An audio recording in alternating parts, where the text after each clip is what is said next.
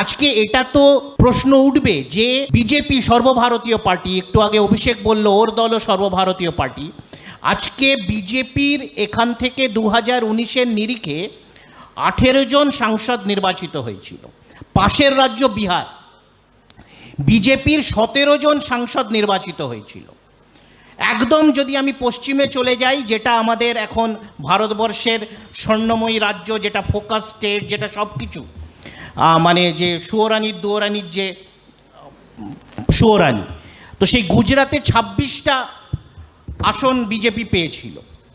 বর্তমান কেন্দ্র সরকারের গুজরাতের 26 জন বিজেপি সাংসদের মধ্যে 7 জন ক্যাবিনেট মিনিস্টার আছে।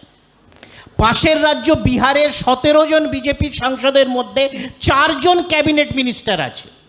আমাদের এই রাজ্য থেকে 18 জন সাংসদ নির্বাচিত হয়েও বিজেপির একজনও সাংসদ হয়নি।